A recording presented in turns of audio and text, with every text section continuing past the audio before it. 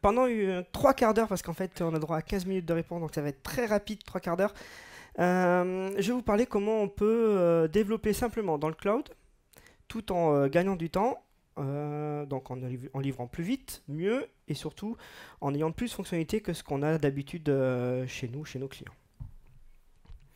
Je vais faire un petit topo d'abord, je fais un petit historique des outils. Déjà, je m'appelle Michel Perfetti, je travaille à Celenza, je m'occupe de tout ce qui est usine logicielle. Donc, mise en place d'outils pour aider les développeurs. Je suis un peu la super nanny des développeurs.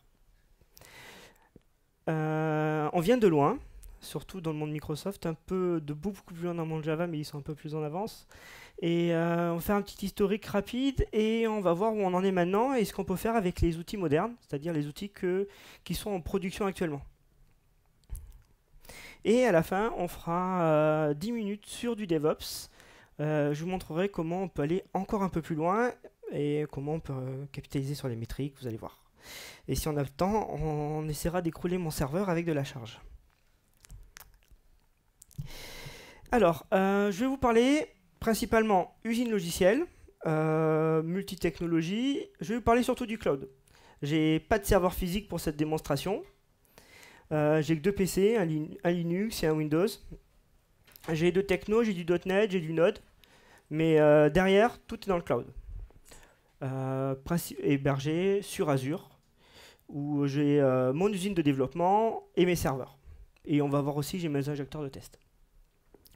Je vais vous montrer que, contrairement à toute la pensée populaire qu'on pourrait avoir, il n'y a pas des usines logicielles spécifiques à Java, ou alors à Node, ou alors à .NET. Vous allez voir qu'on peut utiliser la même pour tout, et vous allez voir aussi, ça va vous simplifier un petit peu la vie. Alors, d'où on vient? Quand j'ai commencé à bosser, c'est-à-dire fin années 90, début 2000, au niveau outillage, c'était un peu le désert. On n'avait pas grand-chose. Je me souviens, on a commencé, quand on a mis CVS, c'était déjà énorme. À l'époque, avant, on se partageait les fichiers sur un FS, c'était déjà pas mal. Donc, je vous raconte même pas l'idée de faire des usines qui vont compiler ou des machines de build. En gros, c'était un peu ça. Je recevais les specs, je récupère le code à droite à gauche parce que je suis pas sûr que la dernière version elle marchait, et on sait très bien qu'elle marche pas. Donc, je code mon truc, j'archive, je file le binaire si j'arrive, je pars en week-end. Alors personnellement, j'ai dû le faire, je me souviens plus. Oui, je l'ai fait. Mais je l'ai vu encore récemment, c'est-à-dire il y a moins de 3-4 ans. Où on se rappelle tous du check-in du vendredi soir. Surtout quand il y a un gros week-end de 3 jours et que finalement le mec il a fait le pont et que mon équipe et moi on n'a pas fait le pont et on récupère tout lundi et ça marche pas. Donc voilà ce qu'on veut éviter. Parce que qu'est-ce qui se passe derrière? Le mec il est pas là, ça compile pas. Qu'est-ce qu'il a voulu faire? On comprend rien. Parce que des fois, on a des machines, des usines logicielles où on brasse des millions de lignes de code. Je l'ai fait en banque, c'est pas marrant. Ce qu'on remarque quand on a ces comportements, c'est chacun est dans son coin. On n'a pas vraiment de comportement commun ou de façon de travailler qui soit commune, où on ne se rend pas compte de l'impact qu'on peut avoir sur ses collègues. Quand on livre quelque chose, généralement, on ne sait pas trop pourquoi. Parce que soit le métier nous l'a dit il y a très longtemps, même le métier ne se rappelle plus pourquoi. Ou alors des fois j'ai vu le métier il n'est pas au courant. J'ai vu des missions où le métier découvrait ce que les développeurs ont fait. Donc eux aussi c'était un peu Noël tous les 3 mois. Et il y a beaucoup de tâches qui sont manuelles qu'on pourrait automatiser, par exemple la génération des packages, je ne parle même pas des builds, et même les livraisons. J'ai déjà vu des fiches d'installation de 40 pages pour des livraisons de quelques scripts SQL. Et donc, une fois qu'on livrait, qu'est-ce qui se passait? Les développeurs étaient contents, ils faisaient la fête, on a livré en prod, mais après les ops derrière, c'était un peu le feu. Si vous n'avez pas lu le projet Phoenix, je vous conseille de le lire, c'est dans les premiers chapitres, et ça résume assez bien ce qui se passe. Très bon roman sur l'IT. Alors, qu'est-ce qu'on a fait pour résoudre ces problèmes-là? On a créé des usines logicielles. On s'est basé sur le principe des usines physiques. En entrée, l'idée c'est qu'on a nos besoins. En sortie, théoriquement, on a notre soft qui marche et avec la valeur ajoutée. L'objectif, c'est qu'on trace d'abord le source, ensuite on génère des binaires. Et qu'est-ce qui se passe? C'est que les devs, ils ont trouvé ça super intéressant. Donc ben, chaque équipe a fait, bah, moi j'ai vu mon usine, j'ai vu du cruise control là, je vais le mettre de mon côté, je vais le mettre ça sur un serveur. L'autre équipe va dire, ah non, cruise control c'est pas top, je vais mettre autre chose. Et qu'est-ce qui se passe? C'est que chaque équipe a la sienne. Alors l'idée de base est intéressante, puisque finalement on le fait tous, mais on arrivait à une disparité, et les ops, eux, on leur livrait un paquet d'une certaine façon, et puis d'une autre façon pour une autre équipe, ils s'en sortaient pas non plus. Eux, ils n'avaient pas l'impression d'y gagner au change. Donc pour résumer, on avait des devs qui étaient contents au niveau de l'équipe, mais au niveau de l'IT elle-même, bah, c'était pas top, parce que bah, chacun avait sa façon de travailler, on n'arrivait pas à avoir quelque chose de cohérent. C'est ce qu'on voit généralement dans les entreprises où on a l'IT Java qui a ses usines d'un côté, les mecs qui font du .NET de l'autre. Chacun a raison, mais l'autre en face a toujours tort. Et il va falloir les réconcilier. Et au milieu, on a le DSI qui ne comprend pas. Sauf s'il vient du Java, parce qu'il sait que les mecs de Java ont raison. Sauf s'il vient du .NET, il sait que les mecs de Java, ils font vraiment n'importe quoi et il faut vraiment les mettre au pas. Donc voilà, on n'arrive pas à communiquer ensemble. Sauf que maintenant, on est agile et non, c'est à la mode, il va falloir que les mecs du métier rentrent là-dedans. Chacun, sauf que le mec du métier, il s'en fout un peu de nos outils de développement. Lui, ce qui l'intéresse, c'est qu'on livre de la valeur, quels que soient les outils qu'on a. Donc, on a commencé à avoir des dashboards, que ce soit physiques ou électroniques. On va voir ça juste après. Et l'objectif, c'est que derrière, dans l'agile, je rappelle un des piliers de l'agilité, on doit livrer du logiciel, on doit, à chaque sprint, quand on fait du Scrum, un logiciel qu'on doit potentiellement livrer, donc de qualité.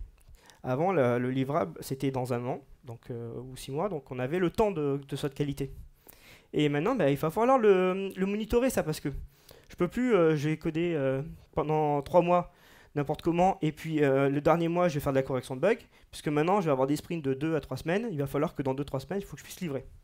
Donc, on va faire moins de choses, donc c'est mieux parce qu'on va moins faire il y aura moins d'entropie, mais par contre, il va falloir que ce soit propre. Et dans ce cas-là, on va mettre de la qualité. Et surtout la mesurer, parce qu'on va dire celle-là est mieux que la précédente.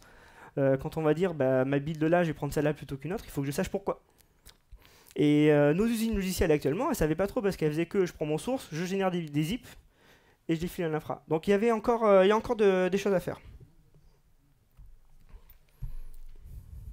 Donc la première chose qu'on a fait, c'est qu'on a rajouté de la traçabilité. Donc l'idée, c'est que j'ai un besoin qui est exprimé de façon électronique par nos usines logicielles. Il est lié à du code, qui est lié à un binaire, qui est lié à une livraison. Le but, c'est que quand je livre, le fameux changelog, je sais pourquoi j'ai livré. Et surtout que quand je parcours l'historique, je sais pourquoi ça ne marche pas. Problème classique, je déploie une nouvelle build sur un environnement, il y a un écran qui ne marche pas, ben je regarde l'historique, je regarde les tâches qui sont associées à chaque changement.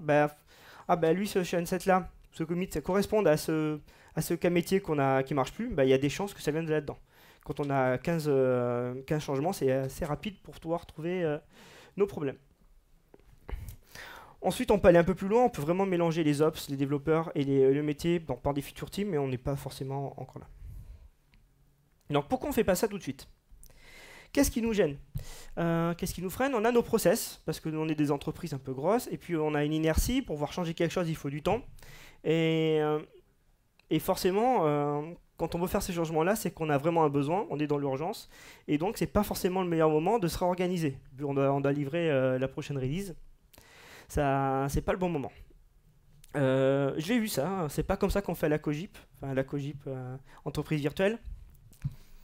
Tout en haut, il y a des personnes qui ne comprennent pas pourquoi on fait ça. Ils travaillent de la même façon depuis 30 ans et ils ne comprennent pas qu'il faut changer notre façon de travailler, que la plupart de nos problèmes ne viennent pas de nos outils ou de nos langages, mais ils viennent de notre façon dont on s'organise. Donc il faut un peu de temps à eux aussi, il faut faire un peu d'éducation. Et certains pensent que le manifeste agile, c'est vraiment que pour mettre au mur et qu'il faut mettre agile, sinon on ne recrute pas de prestataires. Mais ce qui nous freine aussi, et même des fois plus, c'est nos outils. Comme je vous disais, chacun a ses usines logicielles, chacun a sa façon de travailler. On va avoir 15 repos SVN dans tous les sens. Peut-être qu'il y en a qui vont être sur Git, d'autres qui vont être sur SourceSafe, les pauvres. Et il va falloir réconcilier tout ce monde-là. Donc il y a une étape de convergence qu'il va falloir réaliser. Et cette étape-là, elle a un coût. Il faut l'anticiper et il faut des personnes pour le gérer. Et généralement, quand on a un repo SVN, bah, il est dans un coin sur un serveur et plus personne n'y touche, à part les mecs de l'IT à qui on demande du quota supplémentaire de temps en temps. Et au final, comme je disais, on n'est pas forcément prêt. Il faut former les équipes, ça c'est pas forcément le plus facile. La plupart des problèmes qu'on a dans les plateformes de développement, c'est la formation des gens. Les gens ne comprennent pas, parce qu'on ne les a pas éduqués, pourquoi on fait ces changements-là, alors que c'est pour leur bien. Et on ne sait pas comment commencer, parce qu'il y a tellement de choses à faire, des fois. Il y a tellement de gap entre ce qu'on est et ce qu'on veut, où on veut aller, qu'on ne peut pas y arriver. Alors vous me direz bien, mais en open source, ils y arrivent bien. Le truc, c'est qu'en open source, quand on voit les projets qui marchent, c'est ceux qui ont survécu. Et les projets open source ont des outils un peu vraiment liés à la collaboration. Je peux parler de GitHub, User Voice, Trello. Tous ces outils-là qui sont vraiment faits pour un travail distribué, collaboratif. C'est très pyramidal au niveau expertise, qu'on n'a pas forcément dans nos outils, qui sont un peu à plat. Et on peut combiner ces outils-là. Donc, qu'est-ce qu'on attend de nos outils de développement? On attend de la traçabilité. Donc, je veux savoir quand quelqu'un archive, pourquoi il le fait. Pas pour le cliquer, mais au moins je sais qu'est-ce qui va changer et qu'est-ce qui va évoluer par rapport à la fois précédente. Je veux que ça marche pour toutes mes technos. Je veux que ça évolue dans le temps. Parce que quand on a mis un repo SVN, il ne bouge plus. Quand on a mis un cross control, il ne bouge plus. Pourquoi? Parce que la personne qui l'a mis en place, elle a fait en best effort, elle s'est barrée. Et si on y touche, ça ne marche plus. Donc on préfère le laisser tel quel. Du cross control, ça marche pour n'importe quelle plateforme de développement. Et on veut quelque chose de simple à maintenir, c'est-à-dire, j'ai pas à avoir peur de mettre à jour. Ce qui n'est pas forcément le cas quand on ne maîtrise pas ces outils. Donc traçabilité, on va essayer de faire cette boucle. Du besoin, je vais au code, je build, je déploie, je trouve un bug, je teste, et je retourne jusqu'au code, etc., jusqu'à que je m'améliore.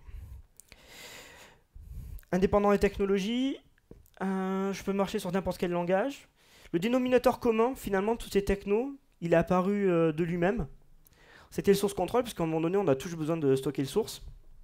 Et c'est apparu assez de lui-même que maintenant, la plupart des projets qui démarrent sont sous Git. Pourquoi? Parce que ça fonctionne sur toutes les technos, c'est propice à la collaboration. C'est pas spécifique à une plateforme en particulier. Ok, ça a été développé pour Linux, mais finalement n'importe quel outil de développement maintenant le gère. Il faut pouvoir builder sur n'importe quelle plateforme. Donc par exemple, sur l'outil, je vais vous montrer, on peut développer, on peut compiler sous Linux, sous iOS, sous .NET, sous Windows, parce que l'agent de build il est soit en .NET, il est soit ou en Node. Le but à la fin, c'est de générer des scripts qui vont compiler vos codes, et donc ça va être fait sur la plateforme. J'ai même mis sur un Raspberry, et ça tourne assez bien. Une Raspbian, pour être précis. Évolutive, on va éviter les produits en fin de vie. Il y a des produits qui évoluent plus. Comment on les reconnaît? C'est des éditeurs qui n'ont pas forcément d'offres cloud. Pourquoi? Parce que c'est la partie où il y a le plus de compétition. Donc les gens sont obligés de rajouter pas mal de fonctionnalités. Donc si vous allez sur un éditeur qui n'a pas d'offre cloud, ou qui fonctionne sur le cloud, ça va être difficile de le faire évoluer parce que il n'est pas confronté à la concurrence un peu dure. Donc je parle surtout pour la partie source build, donc GitHub, Microsoft, Atlassian. Ils ont des outils en mode SaaS, et donc ils avancent plus vite que les autres. Il faut aussi pouvoir voir si on peut passer facilement d'une équipe à plusieurs, si on a des outils qui sont très liés équipes de petites équipes et qui ne peuvent pas grossir. Vous allez être très vite frustré dès que vous allez avoir d'autres personnes qui vont rentrer, parce que vous allez une équipe qui va réussir à gagner en productivité, une deuxième va avoir envie, ça va vous coûter de plus en plus cher, parce qu'il faut regarder les coûts que ça peut produire plus tard. Donc pensez petit au début, d'où le cloud, parce que c'est scalable, mais surtout à la fin, voyez si ça peut vraiment stocker toutes les sources de votre entreprise, parce que c'est l'objectif. Sans y aller tout de suite, mais il faut voir si la solution est pérenne, parce qu'on ne va pas vous dire en mi-chemin, finalement, c'est pas la solution qu'il faut. Donc je disais maintenant, on ne doit pas avoir peur d'installer une nouvelle version. L'intérêt du SaaS, c'est que l'éditeur le fait pour nous. Et c'est une bonne chose. Surtout, il livre des mises à jour plus vite qu'on peut les avoir en soft qu'on installe chez nous, en on-premise, parce que lui, bah, il est fait au fil de l'eau. Par exemple, la plateforme que je vais vous montrer juste après, qui s'appelle Visual Studio Online, il livre des mises à jour et des fonctionnalités toutes les 3 semaines. C'est-à-dire que si je ne vais pas pendant un mois sur un projet qui est en online, généralement, je découvre des choses. J'ai encore découvert des choses quand j'ai préparé ces démos. Et la dernière fois que j'avais bossé sur un projet dessus, c'était début octobre. Donc ça avance très vite. Si je pose ça à la version qui est on-premise, qui s'appelle Team Foundation Server, on a des mises à jour tous les 3 mois. Donc ils agrègent les mises à jour en ligne. Mais on a du retard, parce que les fonctionnalités SaaS sortent régulièrement. Et après, ils packagent et puis ils livrent au fil de l'eau avec les mises à jour, des updates ou des mises à jour majeures. Donc on a toujours maintenant des versions SaaS qui sont en avance sur les versions de premise. Autre chose qui est importante quand on migre vers ces outils-là, c'est le poste de travail des développeurs qui n'est pas forcément adapté à ces nouveaux outils parce que les machines sont trop vieilles. Les outils n'ont pas été prévus de fonctionner avec des source control différents. Il y a pas mal d'outils propriétaires qui ne travaillent qu'avec le source control qui est fourni dans leur logiciel. Ou des outils qui génèrent des binaires, bah, ça va être difficile de travailler en branche ou sur des versions différentes. Donc l'évolution du poste de travail est un coût non négligeable, on ne peut pas s'y soustraire parce que qu'on soit en SaaS ou on-premise dans les outils de développement, on va avoir le même problème. Donc je vous disais, avantage d'être dans le cloud. On n'est pas à héberger, on paye ce qu'on consomme. La qualité de service, le SLA, bah, c'est l'éditeur qui nous le fournit. Le stockage aussi. C'est le nerf de la guerre, le stockage dans les usines logicielles. Parce que quand on en émerge une, on n'a pas le contrôle sur ce que les gens mettent dedans. Donc on est toujours à surveiller. Et quand on est des fois à la limite, le temps de faire une demande pour avoir du stockage supplémentaire, on va frôler la limite du serveur. Donc c'est toujours bien quand c'est l'éditeur qui gère pour nous cette partie-là. Surtout, c'est accessible de partout. On a des projets de plus en plus distribués. Je travaille avec des gens qui sont en Pologne, en Angleterre, en France, en Espagne. C'est pas forcément facile de travailler dans un réseau d'entreprises au même endroit. On y arrive. Des collègues ici qui le prouvent. Mais des fois, les entreprises ne sont pas adaptées, quand on a plusieurs compagnies du même groupe, à travailler sur les mêmes réseaux. On a des segmentations physiques, parce qu'il y a des contraintes politiques et réglementaires. Et on ne peut pas travailler sur les mêmes plateformes. Et donc, des fois, le cloud, bah, c'est le seul moyen, puisque c'est sur Internet, de pouvoir travailler. Alors, ce que je vais vous montrer, je vais vous montrer plein de choses. Il me reste moins de 45 minutes. Je vais vous montrer d'abord Visual Studio Online. Donc, c'est la version cloud de Team Foundation Server. Est-ce que vous connaissez Visual Studio Online ou Team Foundation Server? Super, personne ne connaît. Ça va te faire plaisir, Julien. C'est pur SaaS. Donc, on accède avec un navigateur, c'est du web. Donc, c'est mis à jour toutes les 3 semaines. La dernière mise à jour a lieu il y a 2 jours. Je vais vous montrer d'ailleurs une fonctionnalité qu'il y a eu il y a pas longtemps. Et il y a une version de Premail qui s'appelle Team Foundation Server 2015. L'update 1 va sortir bientôt. Et on a à peu près les mêmes fonctionnalités pour les dernières mises à jour. Donc le but, c'est je vais gérer mon code, je vais gérer mes bugs, je vais gérer mes cas de test, je vais gérer mes builds, je vais gérer mes releases dans cet outil. Derrière, je disais que je suis sur Microsoft Azure. Je vais stocker mes machines de développement et je vais stocker mes machines de build, parce que j'en ai une pour pouvoir builder mon node. Et derrière, je vais avoir, si j'ai le temps, mes injecteurs de tests pour faire mes tests de charge. Donc mon infra dans le cloud et mon usine logicielle Visual Studio Online qui est aussi hébergé dans le cloud. Alors, déjà je récupère ma souris.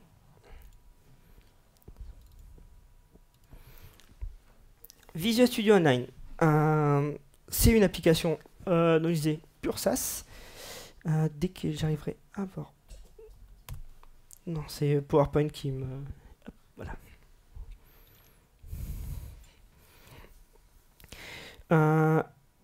Qui permet de travailler sur des projets différents. Un projet, ça va être un ensemble de sources, des personnes, des équipes, des builds et des releases.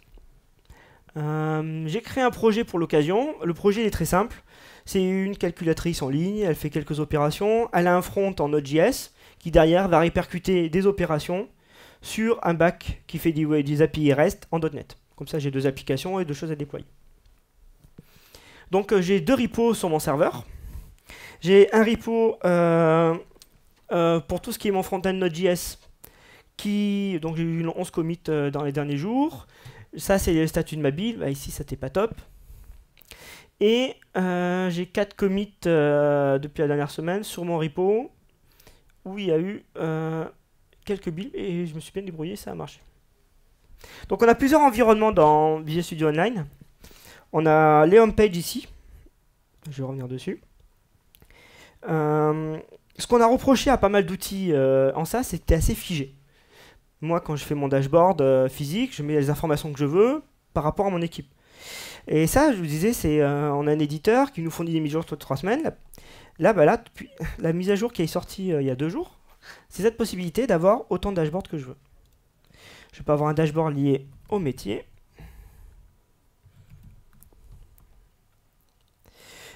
Un autre au dev. Et dedans, je vais pouvoir mettre autant de widgets que je veux. Et les widgets, ce sont des éléments que je vais aller piocher à droite à gauche dans mon usine logicielle. Ici, j'ai du source. Ici, j'ai une requête sur les bugs existants, donc j'ai 0 bug. Donc je lui ai dit que quand j'ai 0, je suis en vert, donc tout va bien. Dès que j'en ai 1, c'est rouge, donc c'est pas bon. Je peux accéder à mon backlog, donc c'est bien sur mon outil. Et ici, je vous montrerai après, c'est le plan de test, et donc les tests que je vais effectuer sur ma plateforme.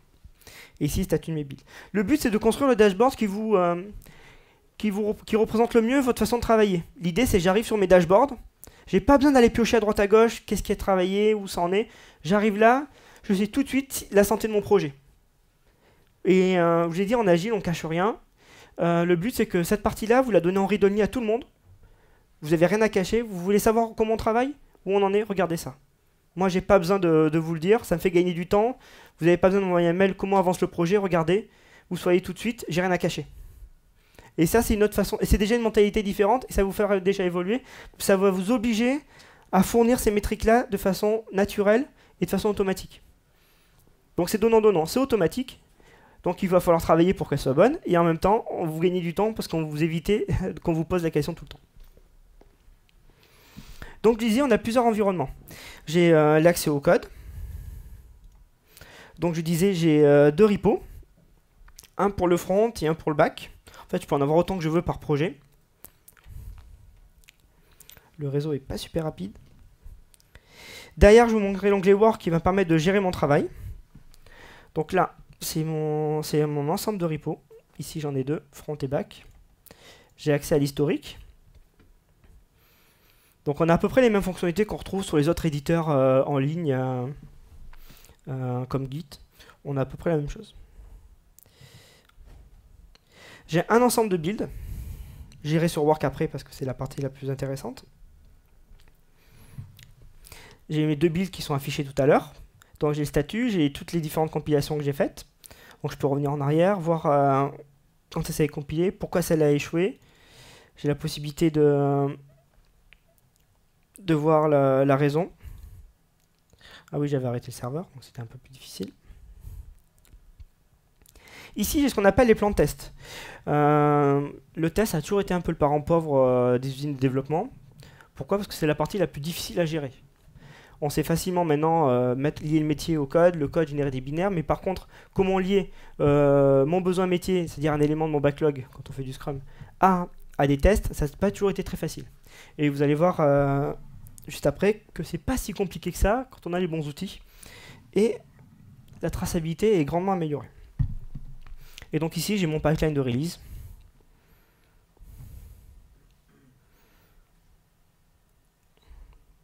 Qui permet de voir. Donc j'ai 2 environnements. Un environnement prod où j'ai une application web pour le front et le back, puisqu'elles sont 2 machines séparées. Et pareil pour la pré-prod. L'idée, c'est que j'archive du code, ça compile, ça déploie en pré-prod, je valide, ça déploie en prod. Voilà, on essaie d'avoir cette chaîne de façon automatisée. Je dis, ça fait gagner du temps. Quand il voudra. Maintenant, je vais ouvrir celui-là.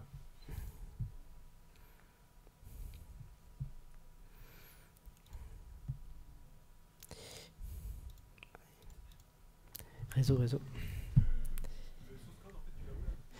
Visual Studio, c'est dans Git. Ouais, il est hébergé dans Visual Studio Online, il est accessible, il n'est pas en SSH, on se connecte qu'en HTTPS. Voilà.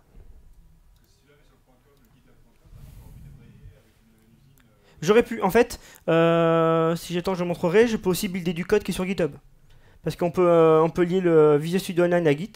On peut faire ça, par exemple, vous avez des projets qui sont open source, vous avez la branche master qui est publique, vous avez une branche développement qui est interne, vous pouvez avoir vos builds dans Visual Studio Online, les fournir, et en même temps, puisque c'est du Git, une fois que c'est bon, vous pushez votre repo, par exemple, dans la master, et vous ferez une build qui va générer directement pusher votre code sur Git. Donc de ce côté-là, c'est assez flexible.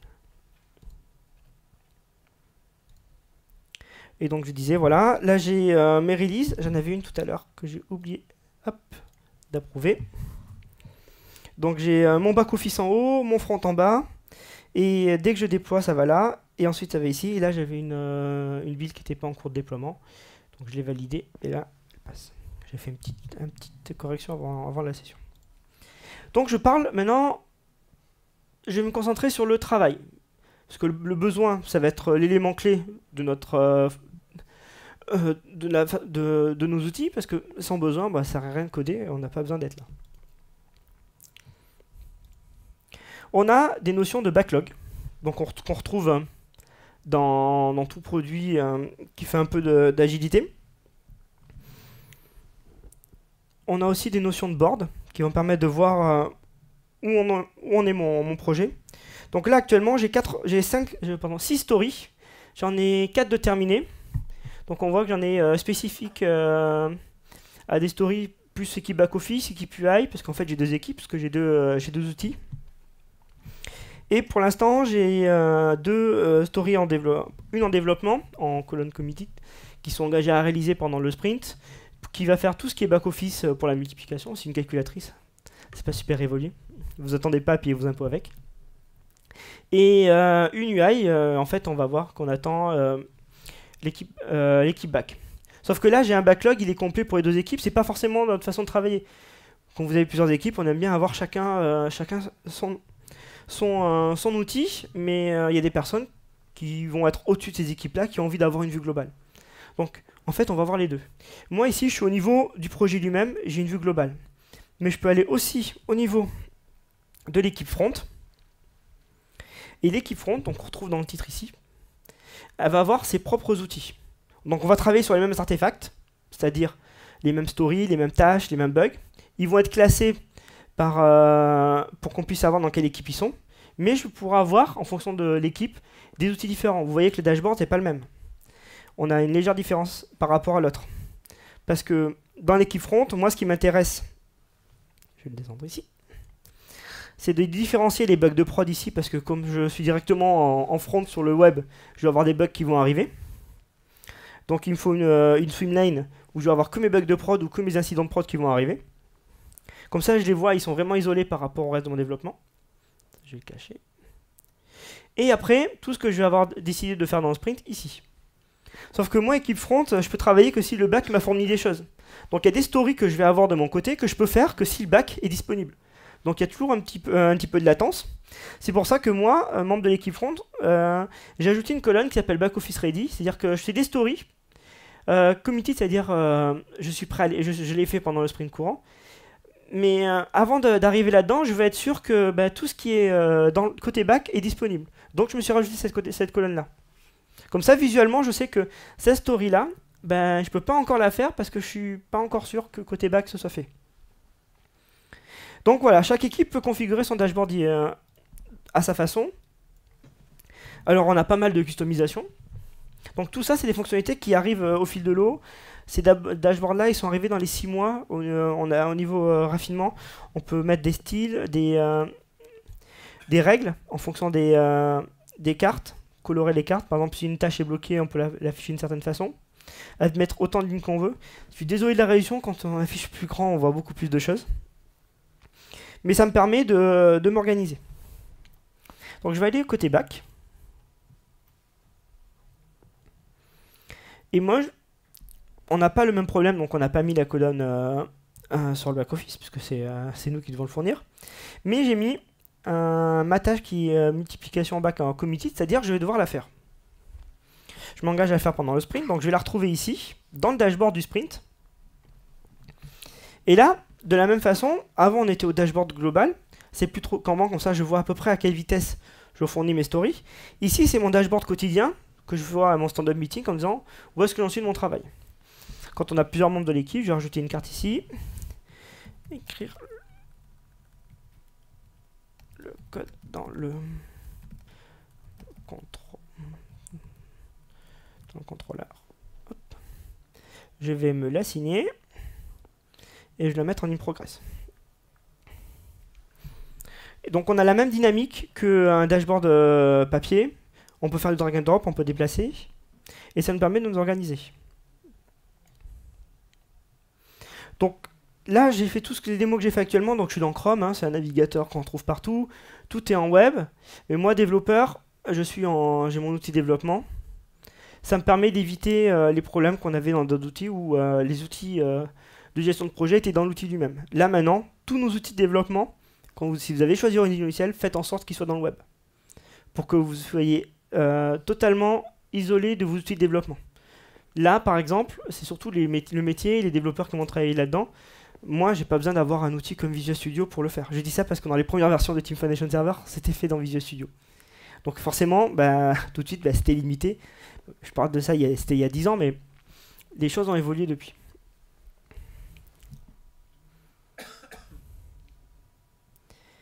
Je vais retourner maintenant sur un autre outil qui s'appelle Test Manager. Donc je vous ai parlé des tests, des plans de test. Comment relier tout ça à notre métier?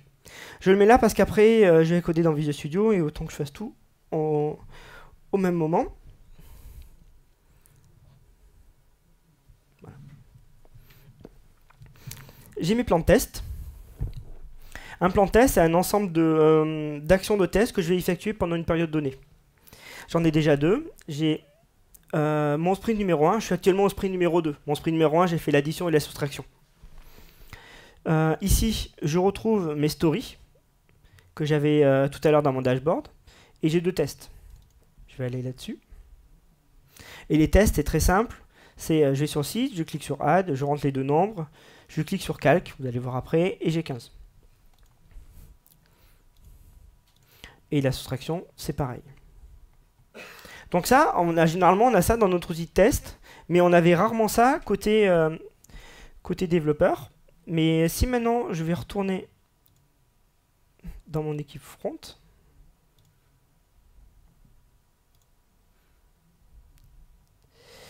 je vais retourner sur mes backlogs. Je vais aller ici sur mon addition.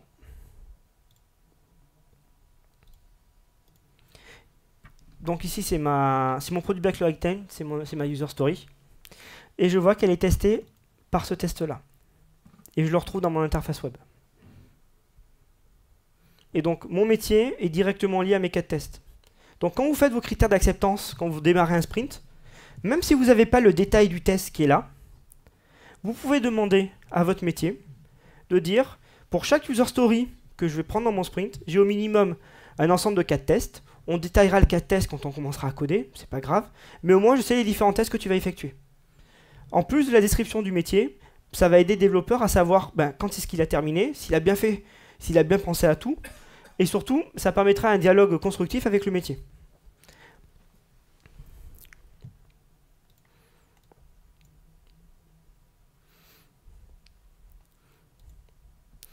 Donc, tout cela, je le retrouve ici. En web, a moins évolué que la partie Test Manager qui est tout à l'heure, mais je retrouve mes différents éléments ici.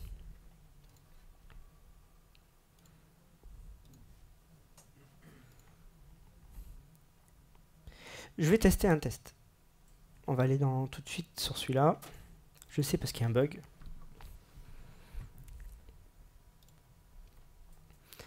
Donc on a un outil qui va permettre de... Je vais couper ça. Qui va permettre de guider le développeur. Donc j'ai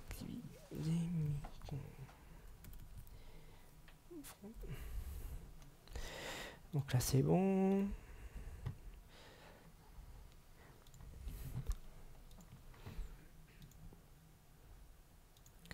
Allez. C'est bon, j'ai cliqué sur Add. Ça marche. C'est sur Sup. J'ai fait un petit copier-coller quand j'ai écrit le test. Je rentre 10, 5. Et en fait, je devrais avoir 5. Mais je l'ai pas. Donc je vais échouer et je vais générer un bug. Donc un bug, c'est un ensemble d'étapes. Donc je retrouve les différentes étapes ici. Je vais retrouver le test case qui correspond.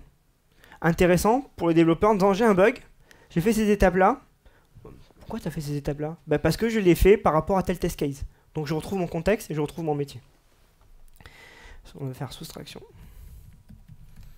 Marge. Pas. Et il est lié à l'équipe front, ici. Faire save. Ça va être le bug 23. Je le garde au chaud pour tout à l'heure.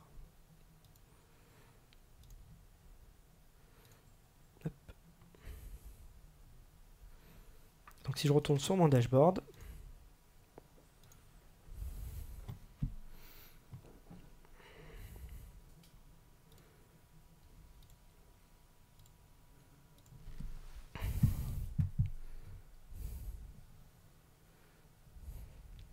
pendant qu'il charge, je vais démarrer Visual Studio. Comme ça sera fait. Back.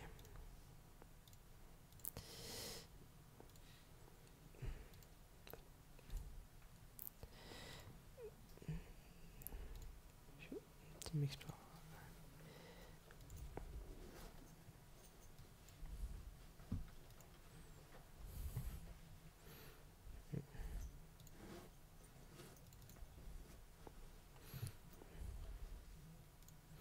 Voilà.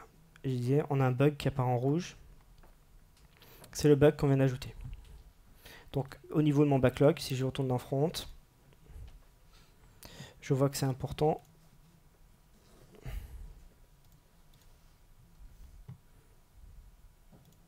Là, je vais le mettre directement là, parce qu'il va falloir que je le corrige. Et donc je vois visuellement où j'en suis de mon code. J'ai un bug en prod et j'ai du travail à faire. Je vais retourner sur mon back-office ici. J'ai dit que j'avais une tâche ici. Je vais juste récupérer le numéro.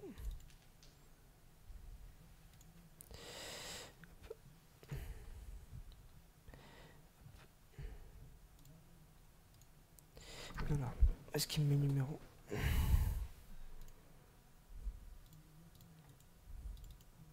Voilà, 22.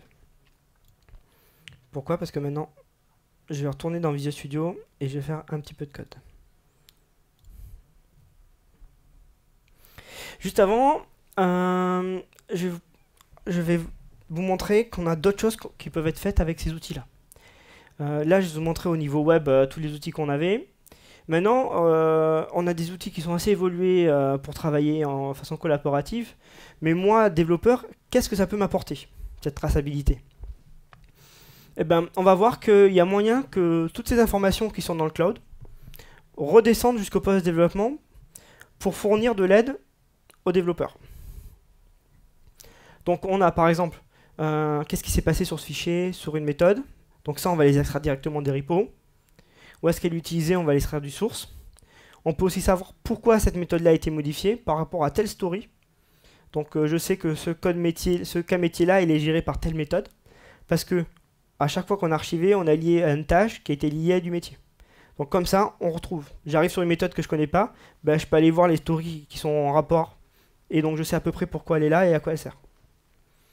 Et surtout, est-ce que les tests de ma méthode passent? Parce que là, je modifie du code. Ben, est-ce que ça va marcher? Je suis bien content de pouvoir le voir tout de suite sans avoir à rejouer tout mon cas de test. Donc, je retourne sur mon back-office. Donc, je disais ici, c'est une appli .NET. Donc, j'ai un contrôleur. J'ai fait une méthode de test. Elle est volontairement fausse.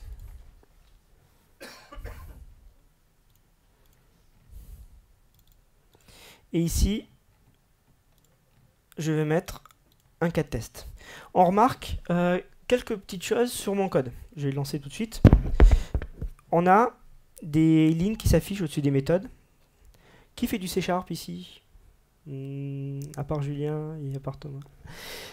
C'est quelque chose qui s'appelle CodeLens. On peut voir ça comme de la vision tête haute côté développeur. Vous voyez un peu comme les pilotes de chasse, ils ont un écran devant eux qui leur donne des informations. C'est le même principe. Je vais avoir des informations sur mon code et qui vont permettre de savoir qu'est-ce qui s'est passé sur ces méthodes-là, qu'est-ce qui a changé, la dernière fois qu'elle a été modifiée. Là, je vois que j'ai eu 2 modifications qui sont faites par moi. Une pour ce commit-là et une autre pour ce commit-là. Ici, je peux avoir le nombre de tests qui passent ou pas. Je vais juste compiler. Je vais lancer mes tests.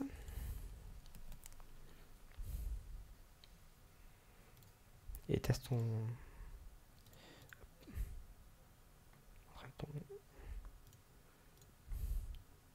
Donc là, je vois que tous mes tests passent.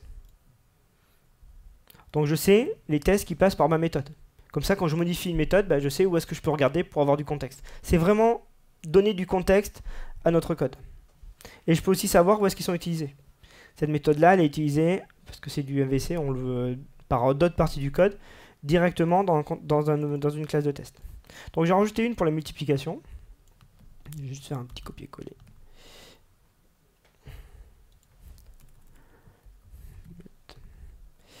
Donc j'ai appelé la multiplication.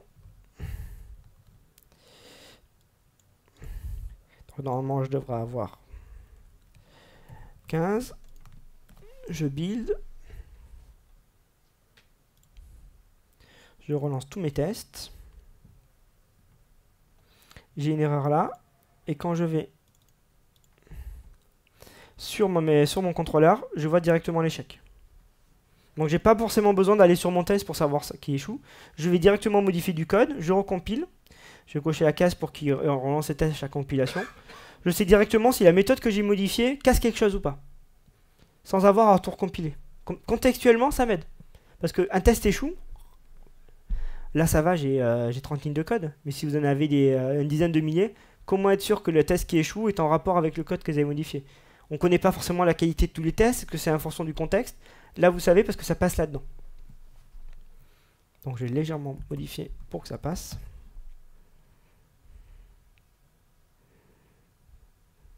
Succeed.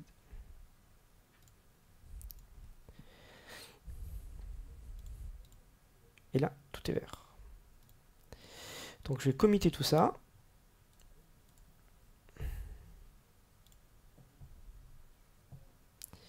J'ai ajouté le work item 22 comme je disais tout à l'heure.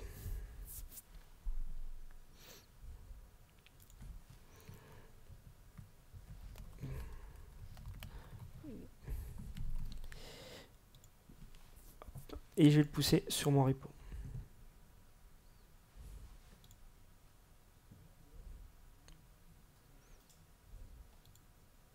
Cool, ça marche. De la même façon, je vais le laisser travailler, on verra après ce que ça fait. Je vais retourner côté front.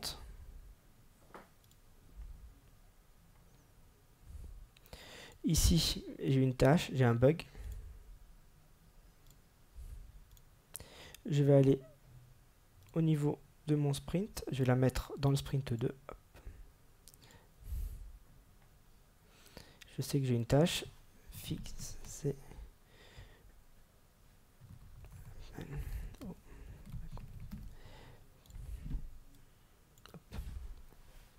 Et je vais switcher sur mon autre machine.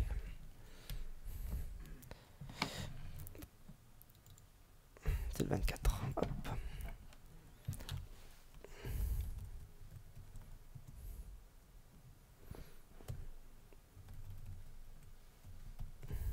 Juste me loguer avant.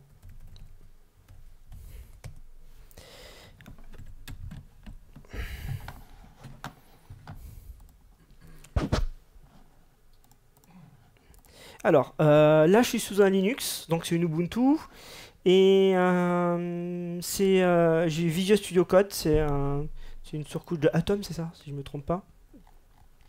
Et donc j'ai mon projet directement, c'est du Node.js. Donc j'ai toute ma structure ici. Je retrouve tous mes éléments, mes vues, mon fichier principal où j'ai toutes mes routes. Et en fait, je sais qu'il y a un petit bug. Il est... Où est-ce que je l'ai mis? Ici, dans la soustraction. Ah oui, il faut d'abord que je synchronise parce que j'ai pas récupéré la dernière version. Voilà. Ici, il y a un petit bug. J'avais pas mis la bonne API. Et je vais lui mettre le bon code. Donc là, fixe pour l'API REST. Et c'est le work item 24. Donc j'ai pas Visual Studio, donc je peux pas lier mon work item, c'est-à-dire ma tâche autrement. Je vais mettre dièse 24, il va automatiquement identifier que c'est le même work item, il va le lier au code, comme je l'aurais fait avec un autre outil. J'ai juste pioché le numéro dans l'interface web de Visual Studio Online. Et je push.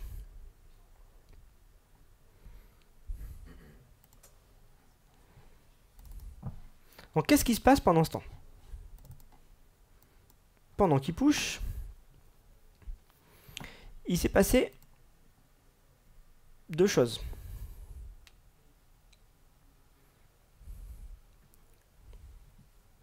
Donc je disais, on essaye d'automatiser le plus possible de choses qui sont fastidieuses et qui sont source d'erreurs. La compilation, le code qu'on va livrer et le déploiement.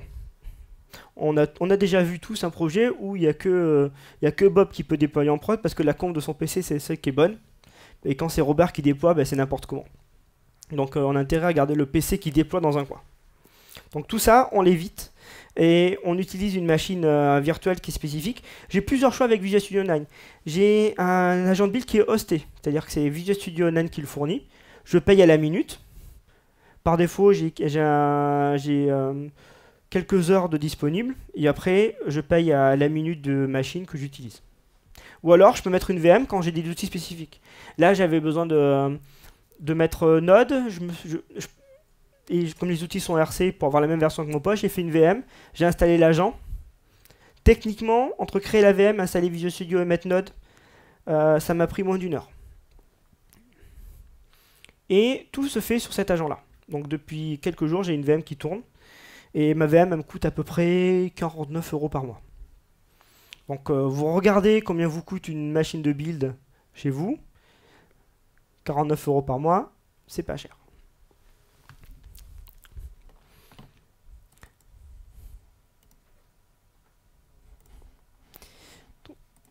Donc là, je suis toujours dans Visual Studio Online de Chrome. J'ai ma build back-office qui vient de terminer.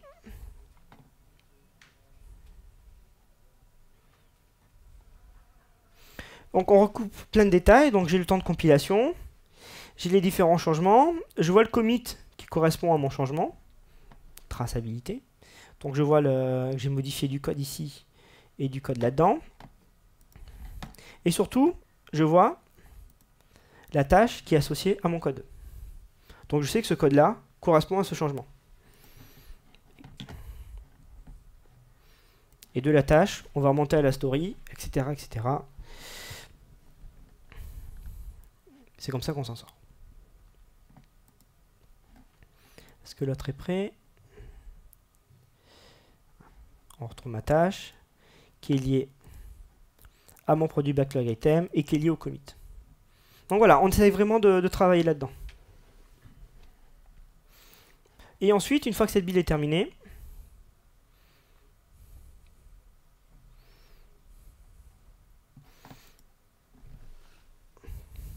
on va les déployer automatiquement.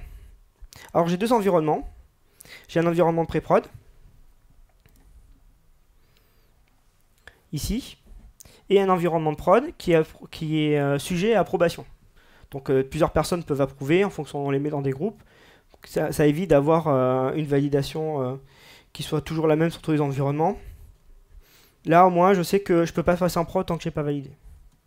Je peux rejeter si j'ai envie. Ici, je vais le prendre. Et ici, je vais prendre. Donc ça se construit. C'est moi qui ai dit que j'avais un environnement pré-prod, qui est juste avant le prod, qui est lié à tel build. C'est vraiment ce tableau-là, c'est pipeline de prod. Quel que soit un outil de déploiement, que ce soit Release Management dans Visual Studio 9, où j'ai des collègues de Xebia Labs derrière qui font du XL Deploy ou les outils de monitoring d'organisation comme XL Release. C'est des pipelines qui vont vous ressembler en fonction de vos environnements, vos outils. Un conseil, si vous avez des environnements physiques, parce que là j'ai tapé dans du pure cloud. Derrière, ça va utiliser le même agent qui est sur ma machine de build pour travailler. Vous pouvez avoir des environnements qui sont on-premise chez vous, qui vont se connecter à Visual Studio Online pour travailler. Donc ça, c'est des environnements genre pré-prod, prod, parce que c'est historique, c'est du legacy, vous ne pouvez pas vous en passer. Ils sont là, ils vont rester à longtemps, vous serez partis, ils seront encore là. Par contre, tout ce qui est environnement de développement, vous pouvez les mettre dans le cloud. C'est les environnements qui sont le plus durs à avoir. J'ai un environnement de dev. Quand je fais du cloud, je vais le créer. Quand j'en ai plus un, je le détruis. Parce que je vais le coder en PowerShell et je l'ai à la demande. Donc j'en ai besoin. Là, l'environnement, après la présentation, je vais le détruire. Pas grave. En quelques clics et en quelques scripts, je le recrée. Quand vous êtes en entreprise, vous voyez combien il faut de tickets, combien il faut de temps pour avoir une machine. Il faut avoir un... Quand vous avez une machine, vous allez l'avoir pour des mois, des années. D'ailleurs, les plans, on les paye à l'année, des fois. Et donc, c'est plus difficile. Et ces environnements-là, ils sont très importants parce que plus vous avez de branches de développement, parce que vous travaillez sur plusieurs versions, plus vous en avez besoin de ces environnements, plus c'est difficile à avoir. Et donc, vous n'en avez pas, vous passez du temps à jongler, et vous perdez du temps et en qualité. Donc là, ça se déploie, je vais laisser tourner. Je vais tourner maintenant, je vais aller côté Azure. Donc là, je vais vite fait sur mes slides parce qu'il me reste plus que 10 minutes. Comme ça, je pourrais lancer un test de charge.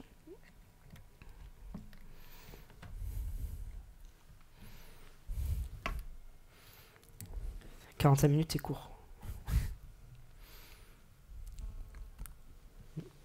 Donc, je vais montrer ce qu'on pourrait faire dans IDE. Donc, les informations au-dessus des méthodes s'appellent CodeLens. Si ce n'est pas du C#, on a la même information en bas de la page qui vous donne globalement les informations du fichier. Si j'ai le temps, je montrerai le même projet avec CodeLens dans Visual Studio. Sauf que, on va essayer d'aller un peu plus loin pendant les dernières minutes. On va parler de DevOps. Si vous voyez le cycle DevOps, on a le métier, on déploie, on récupère des mesures pour que le métier puisse prendre des actions, pour définir de nouveaux besoins, etc. etc. Le truc, c'est que là, pour l'instant, on est allé jusqu'au déploiement. Donc, j'ai pas d'informations sur comment utiliser mon application. Je ne sais pas si elle tient la charge, si les pages sont rapides d'accès, parce qu'on sait que Google indexe beaucoup sur la rapidité d'accès. Et moi, quand je suis chez moi, je clique sur mon navigateur dans mon entreprise, ça va vite. Mais peut-être parce que j'ai du cache au milieu. Mais qu'est-ce qui se passe quand le gars, il est à New York, il est en Australie, quand on a une entreprise qui fait du commerce en ligne partout. Donc tout ça, c'est pas facile. Alors, on a des outils dans Azure qui vont nous aider. Ouais.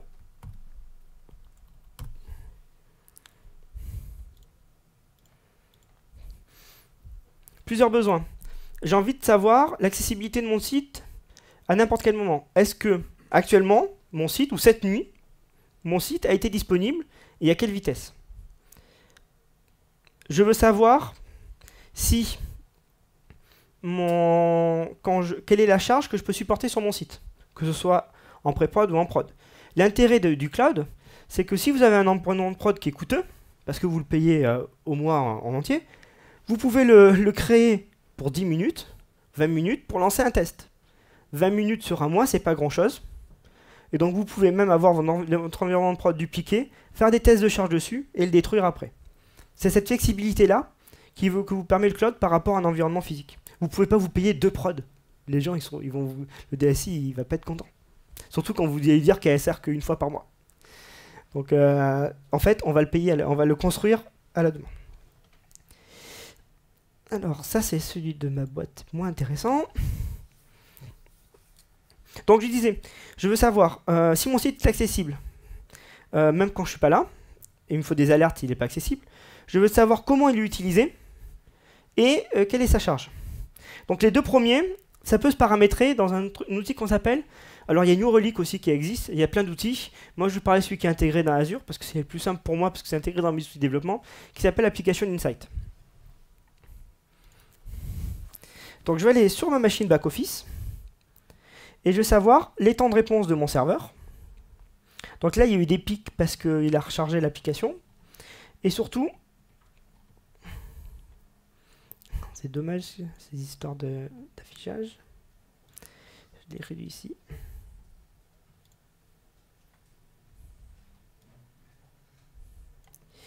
Les nombres d'événements sur mon application. En gros, combien de fois j'utilise l'addition, la soustraction, etc., etc.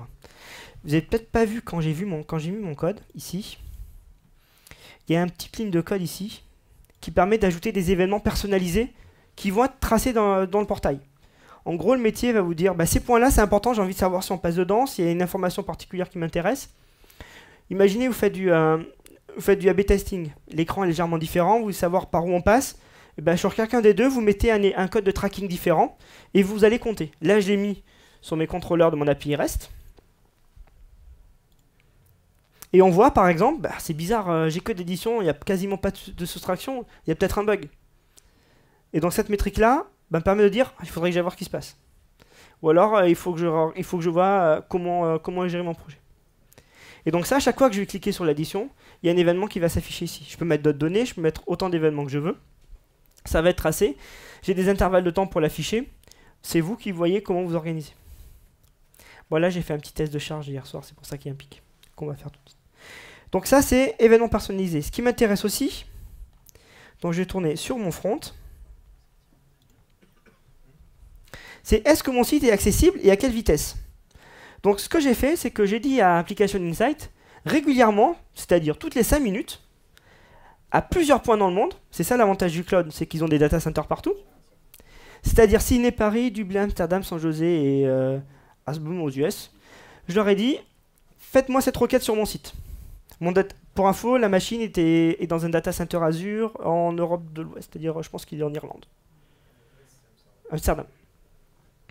Et donc voilà, là j'ai mes temps d'accès par site, donc je vois qu'à peu près c'est assez rapide. Il y a des moments où c'est un peu plus lent. Là, je vois qu'à Sydney, bah, j'ai mis 1 minute à charger ma page, et c'était ce matin. Donc moi, j'étais pas réveillé ce matin pour savoir si mon site est accessible de Sydney, parce que Azure me le fait pour moi. Et je peux avoir directement que Paris, puisque finalement mes utilisateurs sont que là, à part à quelques moments où il y a eu des pics, mais on voit que mes temps d'accès sont hyper courts. J'ai pas une grosse machine aussi. Hein. Donc ça, c'est des métriques qui vont revenir automatiquement et qui sont disponibles après à votre métier. Application Insight, c'est vraiment quelque chose qui est intégré dans le portail Azure. Vous pouvez créer des profils par personne avec des droits. Chacun peut construire ses dashboards. On a tous dans nos clients des outils comme Nagios qui vont permettre de faire des dashboards. Là, c'est vraiment personnalisé. Vous prenez les éléments dont vous avez le droit et vous pouvez les réorganiser. Celui-là, je vais le détacher parce qu'il ne me sert plus. Là, c'est l'utilisation mémoire du serveur qui héberge ma prod. Et donc, je peux voir dans le temps. J'ai changé de serveur cette nuit. Je peux voir la charge actuelle et comment elle est utilisée dans le temps. Et donc là, j'ai mes pics sur mon frontal, nombre de requêtes. Pourquoi j'ai des pics? Parce que j'ai mon système qui renvoie des requêtes régulièrement. Et donc, je le retrouve dans mon monitoring de mon application. Sinon, personne n'utilise. Et là, pareil, là, j'ai des pics parce que je m'en suis servi tout à l'heure quand j'ai fait les démos. Donc voilà, ma métrique, le suivi de ma prod. Parce que quand on a du cloud, on aime bien savoir comment la machine réagit. Dernière chose que je vais vous montrer, les tests de charge. Donc là, je sais que mon application, elle marche pour une personne. Je le laisse tourner pendant que je réponds aux questions. J'ai envie de savoir comment réagit mes machines quand je charge en utilisateur. Donc, j'ai un scénario avec des additions et des soustractions. Je donne un navigateur et je lance. Donc là, j'ai mis 100 utilisateurs. Il va se connecter à Visual Studio Online. Il va utiliser des injecteurs qui sont dans les data centers. Et il va faire le scénario que j'ai mis, c'est-à-dire cliquer sur Add, faire des opérations et soustraction pareil. Et donc, vous allez voir après, ça va se répercuter sur mes métriques de production. Voilà, j'ai terminé, Marie.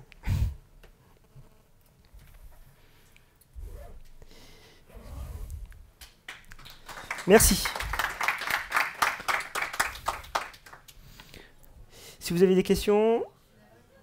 Non, non, tant pis. Bon, voilà. Essayez dans le cloud, c'est gratuit. Tous les outils que j'ai utilisés là, vous pouvez avoir des versions d'essai gratuitement. Vous pouvez tester chez vous. Visual Studio Online, c'est gratuit pour 5 utilisateurs. Après, plus vous avez une licence MSDN. Azure, vous avez des comptes gratuits. Donc ça m'a coûté à peu près 15 € cette démo-là. Et donc ça rentre dans les crédits Azure que vous pouvez avoir avec vos comptes MSDN ou alors avec vos versions d'évaluation. Merci.